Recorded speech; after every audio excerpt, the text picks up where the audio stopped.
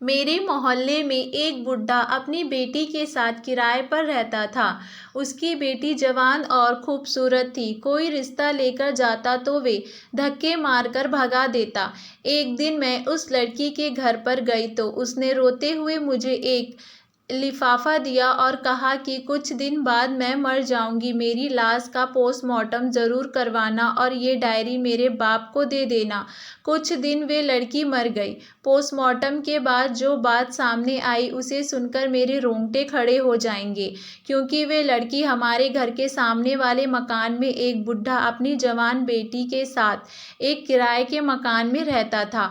उसकी पत्नी की मृत्यु हो गई थी। उसका कोई बेटा भी नहीं था। अंकल जी की बेटी बहुत खूबसूरत थी। उसकी शादी की उम्र हो गई थी। जो कोई भी उस लड़की का रिश्ता मांगने जाता तो अंकल जी उसे धक्का मारकर घर से निकाल देते और अपनी बेटी के बारे में बहुत ही चौकन्ना रहते। कभी भी उसने घर से दरवाजे को खोला नहीं छोड़ा था। मैं कभी कभार उस बाप बेटी को देखती तो मेरा दिल चाहता कि मैं जाकर उसकी बेटी से बातचीत करूं। एक दिन मैंने अपनी मम्मी से कहा, मम्मी मुझे लगता है साथ वाली मीना से मिलना पड़ेगा, बेचारी अकेली है। उसका बूढ़ा बाप हर टाइम उसे घर में बंद रखता है। मम्मी कहने लगी, बेटी यहाँ लोग बहुत ही अजीब हैं, तुम खबरदार जो उसके घर गई। मोहल्ले में से कई लोग उसकी बेटी का रिश्ता मांगने गए मगर उसने धक्के देकर सबको निकाल दिया है। देखो उसके पीछे कोई ना कोई वजह तो जरूर होगी। मुझे तो दाल में कुछ काला लगता है। मम्मी की बात सुनकर मैं सोच में पड़ गई थी। मैंने आसपास मोहल्ले वालों से भी पूछा था, उन्होंने भी एक अजीब सी बात कही थी। एक आंटी तो कहने लगी, मुझे लगता है ये बाप बेटी नहीं बल्कि कोई और है। ये आदमी अपनी बेटी से किसी को मिलने भी नहीं देता। मैं आंटी की बात सुनकर परेशान हो गई थी। अगर ये आदमी अपनी बेटी से किसी को मिलने नहीं देता तो क्या पता उसके पीछे कोई गहरी कहानी होगी या फिर कोई गहरा राज होगा। मेरी बात सुनकर आंटी हवा में हाथ लहराते हुए बोली, अरे बिटिया, कोई बेचारी नहीं होती, बस आजकल जमाना ही खराब है। तुम भी उन लोगों से दूर रहो। अब मेरे दिमाग में शक पहले से ज़्यादा बढ़ चुका था। मैं किसी सूरत भी उस मामले को यूं ही जाने नहीं देना चाहती थी। एक दिन जब मैं उसके घर के दरवाजे के आगे से जाने लगी तो मुझे अंदर से रोने की आवाज़ आई। रोने की आवाज़ सुनकर मैं दरवाजे के पास खड़ी हो गई। मैं कान लगाकर सुनने की कोशिश की तो एक लड़की की रोने की आवाज़ आ रही थी। दरवाजे पर गई तो दरवाज़ा खोला तो सामने ही अंकल जी खड़े थे। उनके चेहरे पर गुस्सा था। क्या बात है लड़की? मैंने कहा, अंकल जी माफ़ कीजिएगा लेकिन आपके घर से किसी के रोने की आवाज़ आ रही थी, इसीलिए मैं परेशान हो गई। मुझे लगा शायद मुझे मदद करनी चाहिए। अरे किसकी मदद बेटा? मुझे तुम्हारी मदद की कोई ज़रूरत नहीं है। तुम हमारे घर के मामले से दूर रहो तो अच्छा होगा। अंकल ने खरी खोटी सुनाकर दरवाज़ा मेरे मुंह पर बंद कर दिया। मैं परेशान सोचने लगी, कितना बदतमीज़ और खुदगर्ज है ये बुढ़ा। मैं घर जाकर ये बात अपनी माँ को बताऊंगी तो मम्मी मुझ पर गुस्सा करने लगेंगी और कहने लगेंगी, मैं आज तुम्हारे पापा को ये बात बताऊंगी कि तुम बिना वजह किसी की हमदर्दी जताने के लिए पड़ोस में पहुंच गई थी। मैं ये बात सुनकर चुप हो गई, लेकिन मैंने सोच लिया कि मैं उस लड़की से दोस्ती करके ही रहूंगी जो उस घर में अपने बाप के साथ अकेली रहती है। क्या पता उसकी ज़िंदगी में कोई अच्छाई ला सकूं। एक दिन मैं अपनी सहेली के घर गई जिसका घर उसी मोहल्ले के अंदर था। मैंने रागिनी से कहा कि हम छत पर चलते हैं, क्योंकि उस बुढ़े का घर रागिनी के घर के साथ जुड़ा हुआ था। उस घर का आंगन उसके छत से नज़र आ रहा था। मैं ये देखकर खुश हो गई थी। रागिनी बोली कि उसमें खुश होने वाली कौन सी बात है। मैंने कहा, अब मैं उस लड़की से दोस्ती कर सकूंगी जो उस घर के अंदर रहती है। मैंने अपनी दोस्त को भी सारी समस्या बता दी और उसने कहा कि मुझे लगता है उस घर में जो लड़की रहती है उसे हमारी मदद की ज़रूरत है। मेरी बात सुनकर वे बोली, जानती हो तुम किसके बारे में बात कर रही हो? उसकी बात ने मुझे और ज़्यादा डरा दिया था। मैंने कहा, बस एक बुढ़ा बाप और उसकी बेटी रहती हैं। मेरी बात पर मेरी दोस्त कहने लगी, पागल लड़की, हो सकता है वे दोनों मियाँ बीवी हों, इसीलिए वे अपनी बीवी को किसी से मिलने नहीं देता। कहीं लोग उसे ये ना कह दें कि तुम्हारी बीवी तो बहुत कम उम्र की लड़की है जबकि तुम उसके बाप लगते हो, तुम्हारा पति ज़्यादा उम्र का है। मैंने उससे कहा, जो भी हो, मैंने उस लड़की को रोते हुए देखा है, हो सकता है उसे हमारी मदद की ज़रूरत हो। मेरी दोस्त ने कहा, लेकिन अच्छा होगा अपने काम से काम रखो वरना हम बेवजह किसी मुसीबत में फंस जाएंगे। अभी मैं और रागिनी बातें कर ही रहे थे कि वे लड़की हमें आंगन में चलती हुई नजर आई। मैंने उसे देखा, रागिनी को इशारा किया तो वे आंगन में आ गई।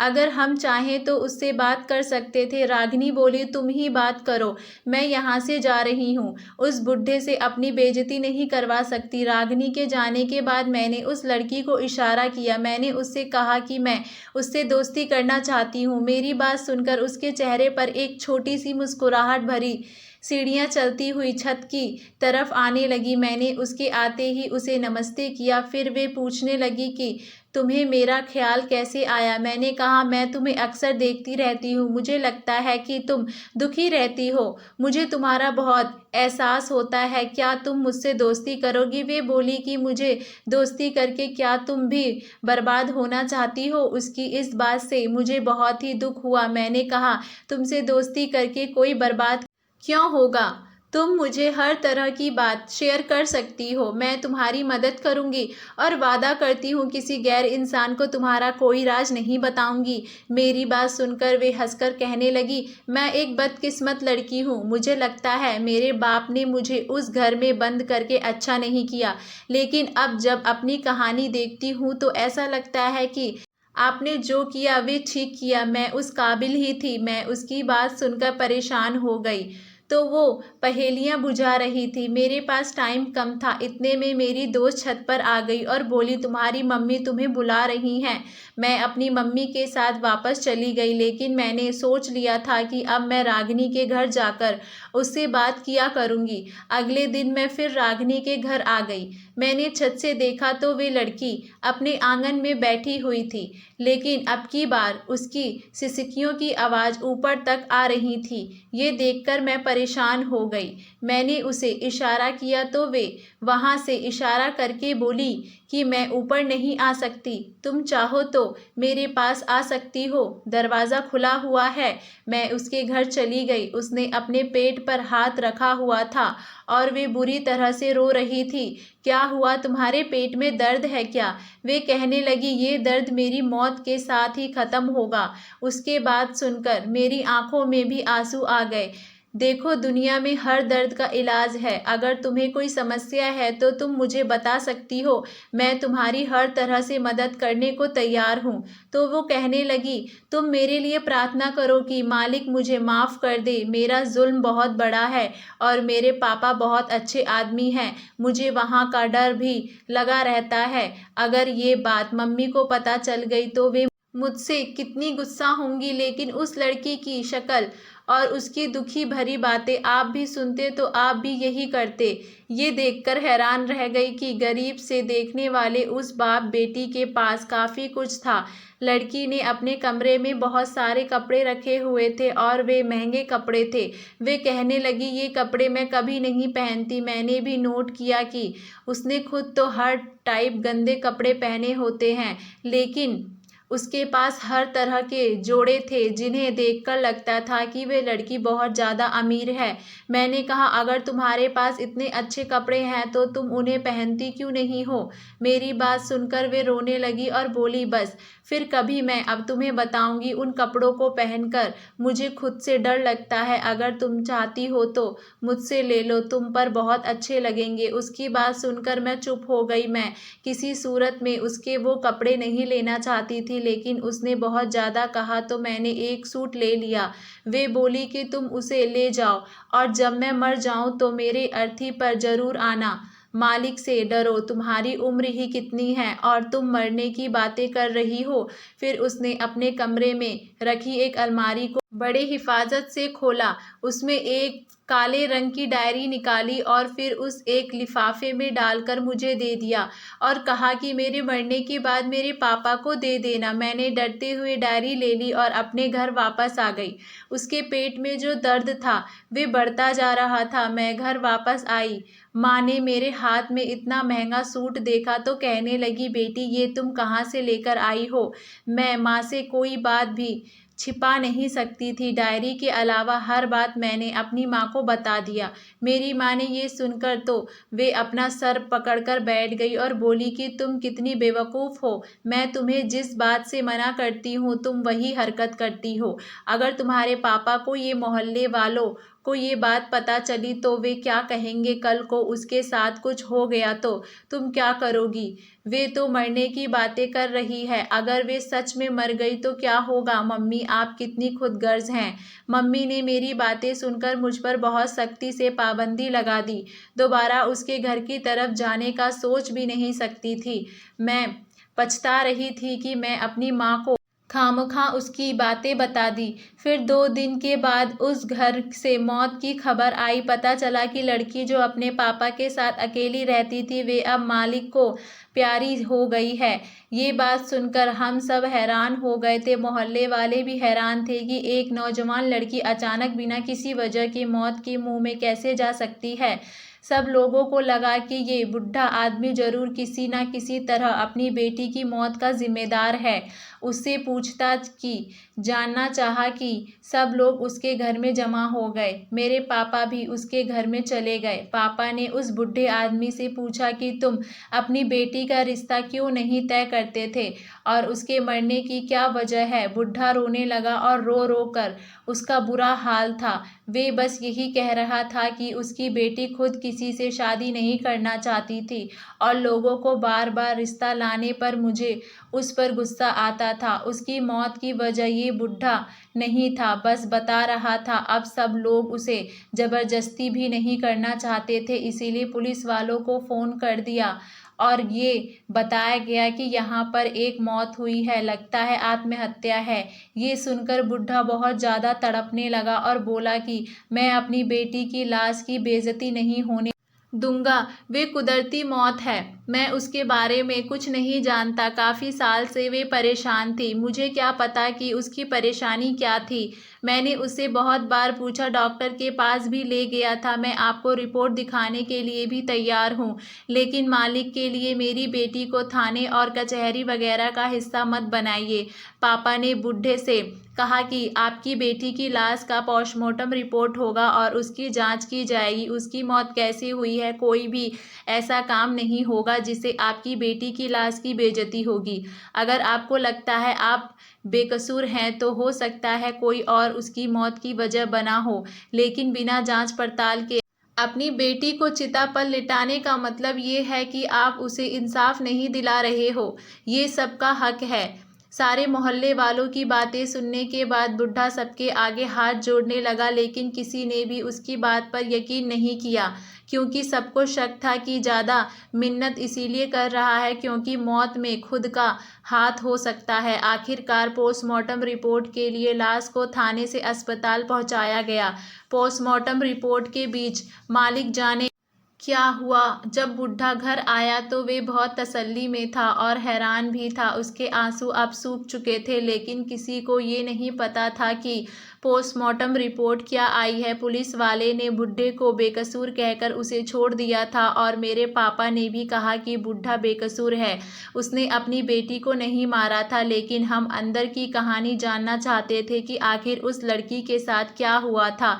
मैंने ये सोचा कि बुढ़े से जाकर खुद पूछा जाए, लेकिन माँ ने सख्ती से मना कर रखा था, तो मैं ये बात अपने मुंह पर नहीं लाई। मगर कुछ दिन के बाद मैंने सोचा कि वे डायरी जो मैंने उस लड़की से ली थी, उसने मुझे एक ही बात कही थी कि जब मैं मर जाऊं तो ये लिफाफा उसमें डायरी में है। उसे मेरे बूढ़े बाप को दे देना। सोचा क्यों ना जाकर उसे दे आऊं, ये उसकी अमानत है और मुझे खोलकर नहीं पढ़ना चाहिए बल्कि जाकर उसे बूढ़े को दे देना चाहिए। वही एक लिफाफा था। फिर मैंने ये फैसला किया कि मैं जाकर वे डायरी लौटा आऊंगी, मगर जैसे मैंने बूढ़े के घर के दरवाजे की तरफ देखा, वहां पर एक बड़ा सा ताला लगा हुआ था। मैंने आसपास के लोगों से पूछा तो पता चला ये मकान बूढ़े ने किराए पर लिया हुआ था और अब वे अपना सारा सामान लेकर वहां से चला गया है। उसने सड़क की दूसरी तरफ जो इलाका था वहां पर अपना एक बड़ा सा घर खरीदा है और अपना कारोबार शुरू कर दिया है। वे अपनी जिंदगी में आगे बढ़ चुका है। मुझे बड़ी हैरत हुई कि आखिर बेटी की मौत ने बूढ़े बाप को कैसे अमीर बना दिया था। वे बाप जो पहले मोहल्ले में किराए के मकान में रहता था और एक दुकान पर मजदूरी का काम करता था, अब ऐसी कौन सी लॉटरी उसके हाथ लग गई है कि वे बेटी की मौत के बाद अपना घर और अपना कारोबार शुरू कर बैठा है। मैंने सोचा कि वे डायरी खोलकर मैं खुद ही पढ़ लेती हूँ। उस बूढ़े को कहाँ पर ढूंढूंगी, उसे पढ़ने से मुझे सारी हकीकत मालूम हो जाएगी। फिर अगर कभी वे मिला तो मैं उस डायरी को उसे दे दूंगी। जब मैं उस लिफाफे में से डायरी निकालकर पढ़ना शुरू किया तो मेरे होश उड़ गए। उसमें जो बात लिखी थी वे बड़ी ही अजीब थी। वे गरीब थे। बूढ़े की बेटी ने आंसुओं से भरी हुई शब्द लिखे थे, पापा मुझे माफ़ कर देना, मैंने जो भी किया उसमें गलती मेरी ही थी। उस पाप के बाद मैं आपके सामने सर उठाने के काबिल नहीं थी। आपकी परवरिश का कोई कसूर नहीं था। माँ के मरने के बाद आपने मुझे माँ की कोई कमी नहीं होने दी। मुझे एक लड़के से प्यार हो गया था। अगर उसकी बातों में ना आती और इतना बड़ा कदम नहीं उठाती तो कभी भी वे अपने घर लेकर ना जाता। दीपक एक बहुत ही अमीर बाप का बेटा था। मैं उसकी बड़ी सी गाड़ी और उसका बड़ा बंगला देखकर पागल हो गई थी। मुझे लगा वे सच में मुझसे मोहब्बत करता है और मुझसे शादी करेगा, मगर वे तो मुझे अपने मकसद के लिए इस्तेमाल कर रहा था। दीपक को किसी मसीहा से कम नहीं मानती थी, मगर वे मसीहा नहीं, वे तो भेड़िया निकला था। मैं एक गरीब बाप की बेटी थी। मैं जब उसके बड़े से घर में कदम रखा तो उसने मुझे यही वादा किया कि वे मुझे उस घर की बहू बनाएगा, मुझे उस घर की शहजादी बनाकर रखेगा। लेकिन वहां जाकर मुझे पता चला कि वो तो मेरी इज्जत लूटने के लिए मुझे यहाँ लाया है। वहाँ उसके दोस्त भी थे। अकेली लड़की कुछ नहीं कर सकती थी। मेरी चीख पुकार की आवाज़ किसी ने नहीं सुनी थी। अब मेरे पास कुछ नहीं बचा था। जब दीपक अपने मकसद में कामयाब हो गया तो उसने मेरे सामने एक हीरे की चेन फेंक दी और कहा कि ये तुम्हारा गिफ्ट है। मैंने ये सुन रखा था कि हीरा निगलने से इंसान की मौत वाकई में हो जाती है। मैं अब मर जाना चाहती थी, मैं जिंदा नहीं रहना चाहती थी, इसीलिए मैं हीरे की चेन को निगल गई। मुझे समझ नहीं आया कि वे चेन कैसे मेरे हलक से नीचे उतर गई, मगर मेरी मौत वाकई में नहीं हुई। दीपक ने मुझे थोड़ी देर उस कमरे में रखा और फिर मुझे मेरे घर छोड़ दिया। वे पल मेरे आत्मा पर हमेशा के लिए बोझ बन गए थे। मैं खुद को कभी माफ़ नहीं कर सकूंगी। मैं पापा से छुपकर दीपक से मिलती थी और अब मैं मर जाना चाहती थी। मेरे पेट में बहुत दर्द रहता था। मैंने आज तक किसी डॉक्टर को ये हकीकत नहीं बताई। मेरे पेट से निकलने वाला खजाना मेरे बाप की गरीबी को मिटा सकता है। मैं जीते जी अब कोई हकीकत बताकर अपनी इज्जत तार तार नहीं करना चाहती थी। मुझ में इतनी हिम्मत नहीं थी। मेरे प्यारे बाप, अब तो मैं मर गई हूँ। मालिक के लिए मुझे माफ़ कर देना। आपकी प्यारी बेटी सीता। उस लड़की के गम को और दुख का अंदाज़ा मुझे हो चुका था। बाप बेटी की इज्जत पर आँच आने के लिए पूरी दुनिया से लड़ता है और वही बेटी अपने बाप की इज्जत चंद पलों के लिए और चंद मीठे बातों के आगे गवा दे तो उससे बदकिस्मत कौन होगा। मालिक के लिए जो लड़कियां मेरी ये कहानी सुन रही हैं तो उससे सबक हासिल करें।